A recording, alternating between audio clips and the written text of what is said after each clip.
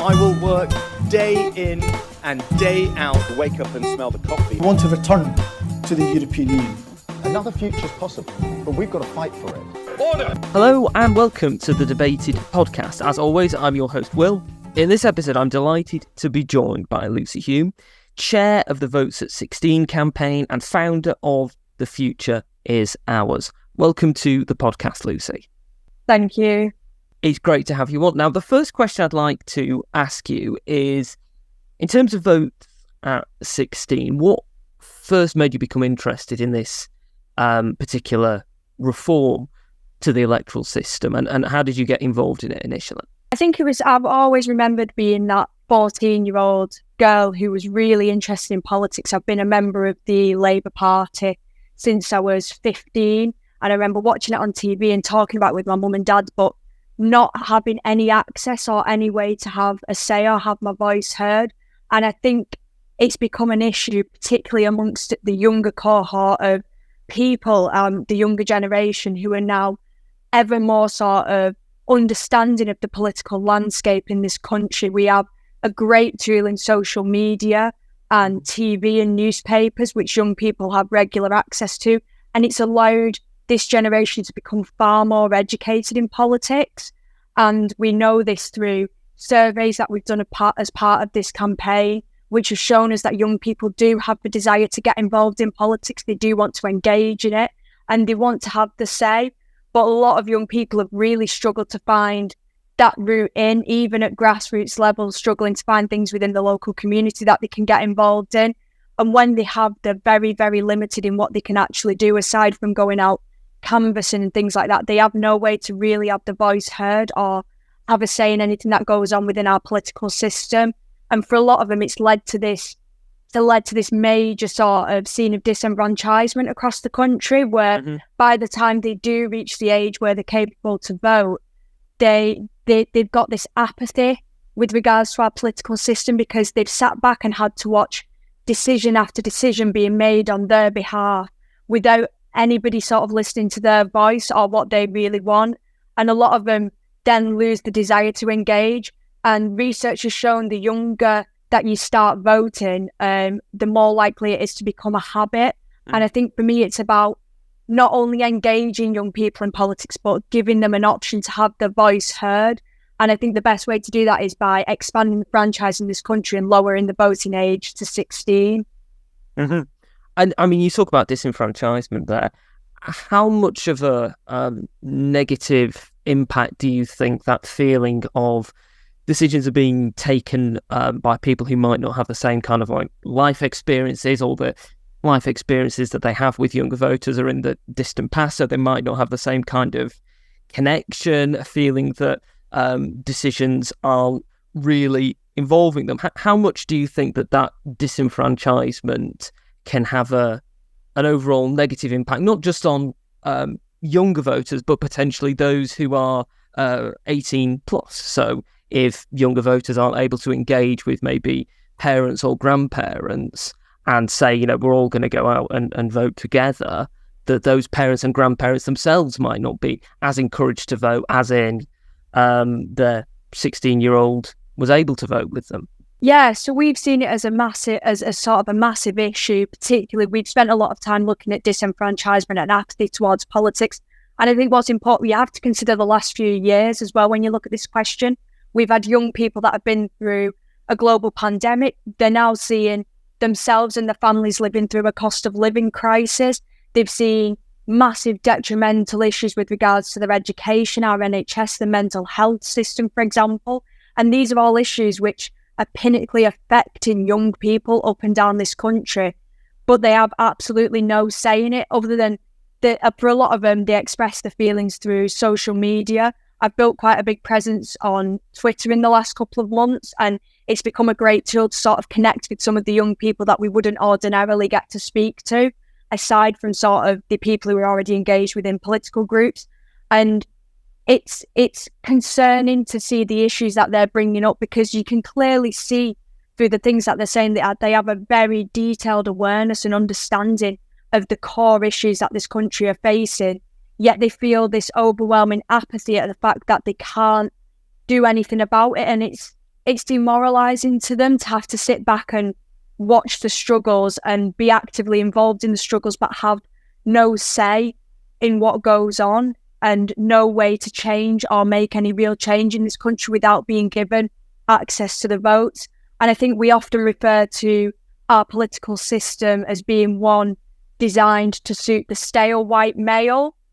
And it's a phrase that I don't always like to use, because I think we are slowly taking steps to move away from that. We've seen a regrowth in the number of female MPs, female councillors, BAME MPs and councillors, and also younger MPs entering the House of Commons.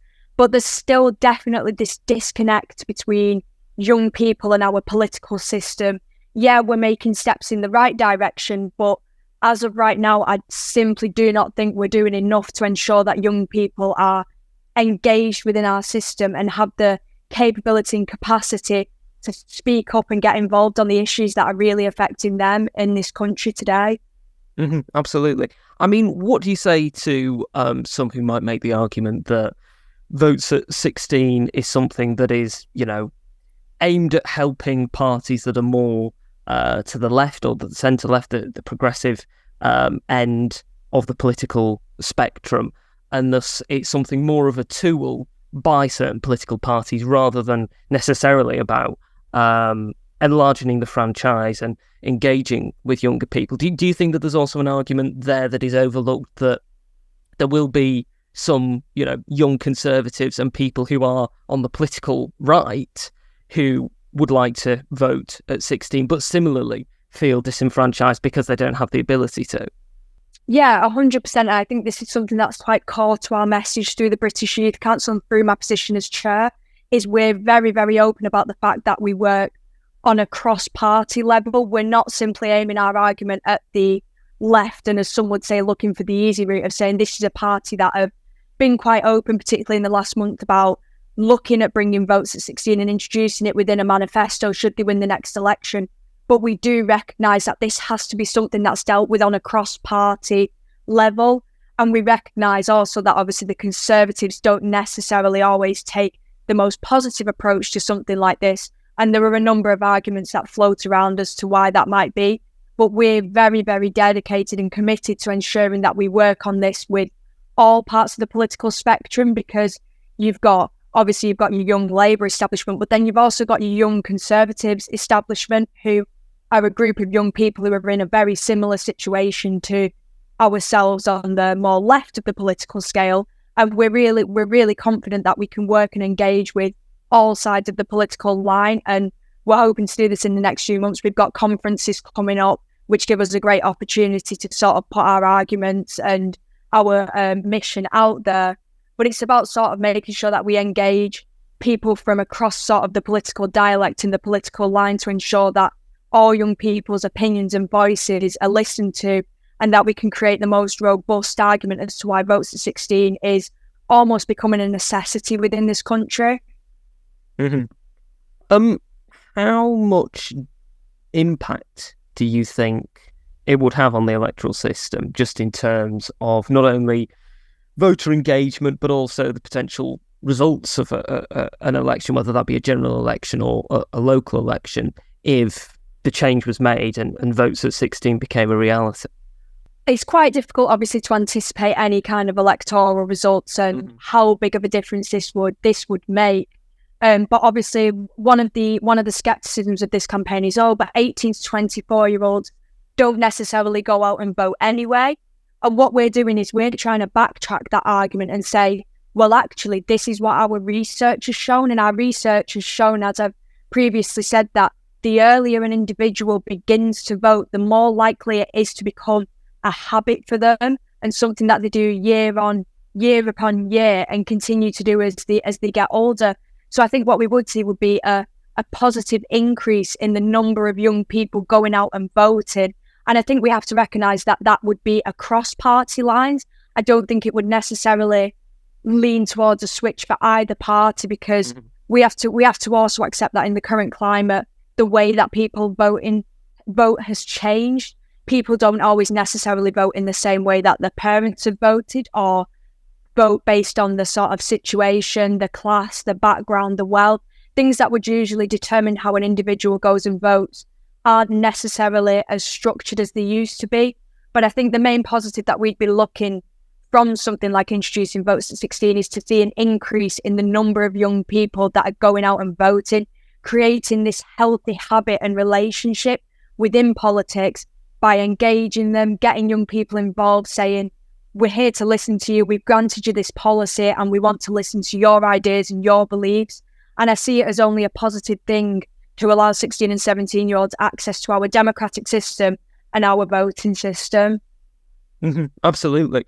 Are there any other changes to the electoral system that you think might potentially be important to be considered either at the same time as votes at 16 or in the future when that has been achieved and there may be another change that you think might be worthwhile introducing to the electoral system? Yeah, 100%. I mean, our manifesto, it's often been out that, we just campaigned for votes at 16, but our manifesto is actually very robust and very diverse in what we're looking for. Votes at 16 is the headline, it's the target, it's what we want to capture people's attention with, but we're actually also focusing on two other points below that, and that's education and access to voting. And as we're all aware, within sort of the last year, the Conservatives have put this limit on voting through the use of voter ID and voter ID laws in place. And we've researched quite heavily into this, and I've done it both as part of the Youth Council, but also separately when establishing the Future is Ours, and looking at how voter ID laws actually limit young people being able to vote. And I think a key example of this is if you're over 60, you are able to use an Oyster card if you live in the sort of London region as a form of formal ID. You can use an over 60s travel pass as a form of ID, yet young people can't use their travel cards, can't use their student IDs as valid forms of identification. Yet I'm a student studying at university at the moment, and my identification card has my date of birth on it. It's got sort of where I'm living and what I'm studying. Therefore, everything that a formal piece of identification would have. Because I think what we sometimes push to the side, and it's very easy to argue, it's easy to get a driver's license or it's easy to get a passport. A lot of young people don't have a spare £90 in the back pocket to go and put a passport application through. And that's notwithstanding sort of the wait times on getting a passport as well. Driver's license, if you're not learning to drive, there's not really much point in you paying. I think it's about £32 these days to apply for a provisional license. And then you have to pay a further fee then to get your official driver's license once you pass your test. So I think it's important to recognise that voter ID laws place not only a financial barrier in place of young people being able to vote, but also a practical barrier with them not being able to use things that are supplied to them for free, such as the student IDs and their travel cards. And when you look at this, you see sort of the gap between the old and the young, that it's appropriate and acceptable within one age group, but not for the younger people. And I think that ties in really well with sort of this systematic disenfranchisation that we see amongst young people in politics. How much impact do you think in terms of voter ID it's had on stopping people from engaging in elections? How much of a negative effect do you think it's had? We've seen the statistics, and I think it was something that the Body Shop, who were a massive advocate for our campaign, have shared on Twitter this morning, looking at sort of how it's impacted different people from an ethnic minority background and BAME people from going out and voting. And we can see the impact it's had there statistically. I think I've read things like upwards of 10,000 people weren't able to vote at recent local elections as a result of voter ID laws. And again, I take statistics with a little bit of a pinch of salt because it's sort of hearsay read through social media and newspapers. And obviously, it's hard until we come up with official documentation to know how strenuous it actually was on stopping people from going out and voting. But I think we knew already that there was going to be an impact, particularly amongst disadvantaged communities, Black and ethnic minority communities, the younger generation who often struggle to get access to formal kinds of identification. And I think it's about making sure we always talk about making democracy simpler, simplifying the system, to allow more people to engage and get involved. Yet we're slowly working our way through and putting more and more barriers in place, which are denying people what is an absolute right to go out and have a say in what happens within their country and within their government. Absolutely. I'd like to turn now to The Future Is Ours, which I mentioned at the start of the podcast. You're the founder of. Could you just explain what The Future Is Ours is? So it started off as a small solo project, again, to tie in nicely with the education side of the Youth Council's manifesto. We want to ensure that young people have access to robust and routine political education within schools, and looking at getting this included within the school curriculum as sort of a key point of moving forward and allowing votes at 16. But it was identifying little things from statistics that we'd taken, such as 66% of young people couldn't name a politician that they admired, which I think, given sort of the breadth of our parliament and the number of MPs and councillors and lords that we've got in, I think that was quite a shocking statistic and one that had stuck with me. And it was then that I realised that a lot of young people do not have access to basic political education, whether it be through youth groups within the community or within education. And for a lot of them, it's limited until they reach A-level or even university level. So the initial idea was to set up a small workshop and essentially go into schools and teach the basics of politics to young people, with them building up through levels of sort of conversation and debate, and getting to sort of an end of a session where they can all very confidently talk about the political system, naming key politicians, debating policy ideas, and so on and so on. And I ran the first session in mid-July, just before the schools broke up, with a group of around 22 young people at my local high school. And to see the change from them from the start of the session to the end, to see how they came in with sort of little confidence to leaving confident and capable to talk about politics. And it sort of cemented this idea of how important, but also how fun and engaging and interesting political education can be. It doesn't have to sort of be this rigorous sit down and we'll talk at you for an hour and you'll get nothing out of it. We can create it to be this fun and exciting and innovative thing where young people can learn in an environment that's engaging to them, but also massively beneficial because they come away with the skills to help them engage further within democracy and our parliamentary system. Absolutely. I mean, why do you think that there has been perhaps a lack of focus on political education in general, in terms specifically of the school system? I think that's a question that's quite difficult to answer because, like I said, given the prominence of politics within our everyday life, you can pinpoint politics down to pretty much everything that happens within daily life and life routines and education, your health services. It's all massively interconnected to our political system, and I think it's really difficult as sort of somebody who's very engaged with politics to understand the reasoning as to why young people aren't being taught about this. I completely understand the prioritisation of maths and English and sciences. They've always been seen as very important and core subjects to education. But there's a clinical lack of life skills being taught within our schools, whether that's regarding politics or further opportunities or CV writing. And something we've found through our own research, we've now sort of expanded to it with a small team, and myself and Antonia Shipley, who's another fantastic advocate within sort of Young Labour and the Labour Party. We've noticed that particularly working class children in state education are more disenfranchised than their sort of privately educated counterparts with regards to political education and networking and CV writing.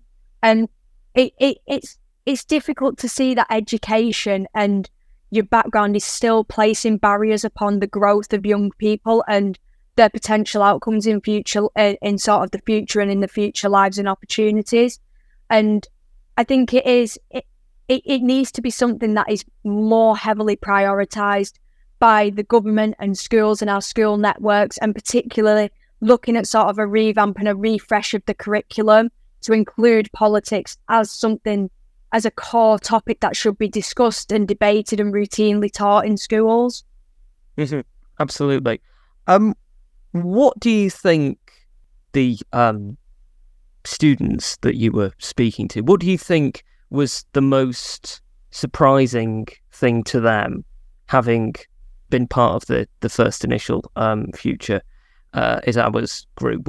What do you think that they took away most from it that perhaps they weren't aware of beforehand? Was it simply feeling more confidence in the understanding parts of the political system, or was it something related to how they could engage with it? What was it? Yeah, I think for me, the initial thing, we start off with an activity called Guess Who? Politician Edition. Mm-hmm. So it's a couple of prominent political figures who appear on sort of the whiteboard or digital screen, and it's their job to sort of work collaboratively to see if they can figure out what party they represent, who the person is, and what the role is within government. And I think for the lot of them, just starting off the session, they were hugely surprised by what they already did know.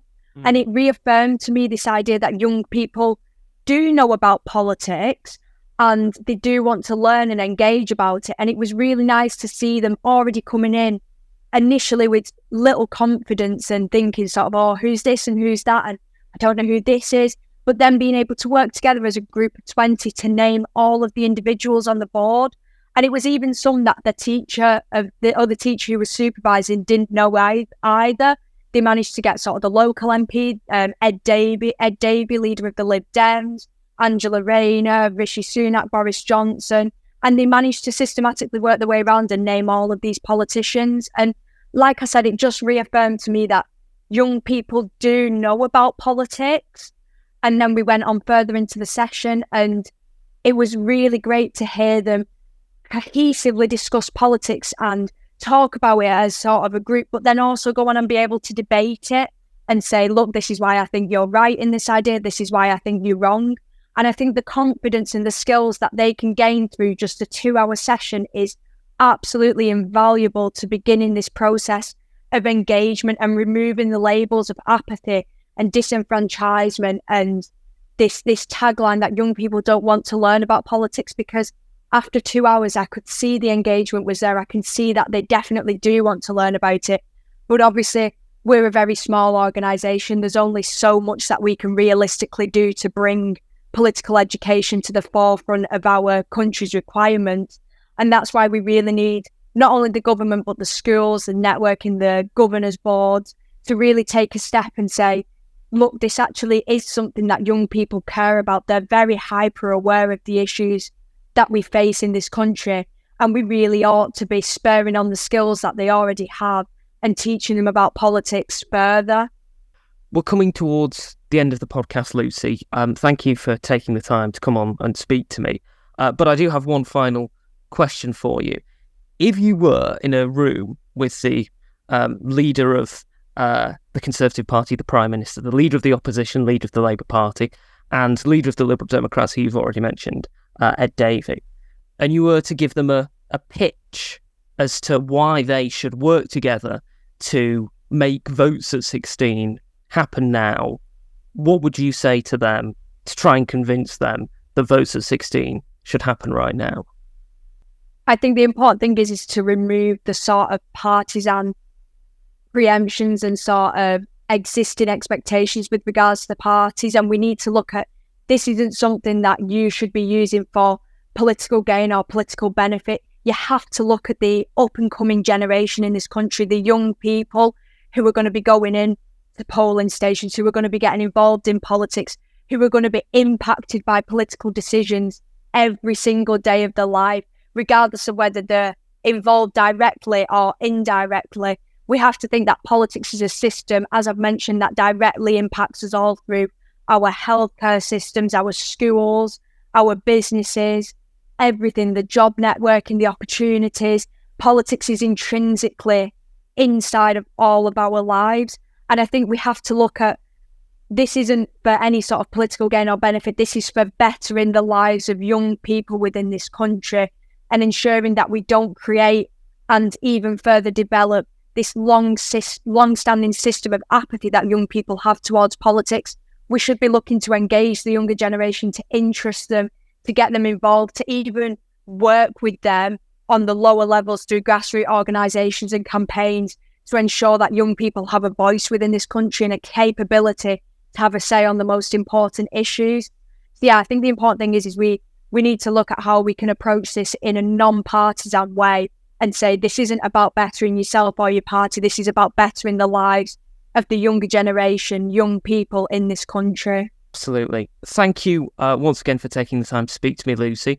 If people want to find out more about you, more about the organisations you represent, where should they go? I have my own Twitter page. It's at Lucy Hulme. The British Youth Council are very active on their website. If you just type in British Youth Council on Google, you'll be able to read about our manifesto, find out our petition. The Body Shop is very active with the Be Seen, Be Heard campaign, targeting multiple different sort of trajectories of issues that affect young people in this country. And I would really urge young people, if you have an interest in politics, you have a desire to get involved, don't let anything put you off, don't let anything stop you. Have a look at the British Youth Council website, see what opportunities are going within their youth action groups and forums, and get involved because you could really help to make a difference in the lives of other young people across this country. Fantastic. Thank you once again for coming on the podcast, Lucy. Thank you very much. Thank you for listening to this episode of the podcast. If you've enjoyed it, you can subscribe to us on iTunes, Spotify, Podbeam and Amazon Music. You can also follow us on Twitter, @DebatedPodcast, like us on Facebook, Debated Podcast, and if you'd like to get in touch with us, whether about appearing on an episode of the podcast or commenting on an episode that you've listened to, you can do so at thedebatedpodcast@gmail.com. Thank you for listening. I hope you listen to the next one.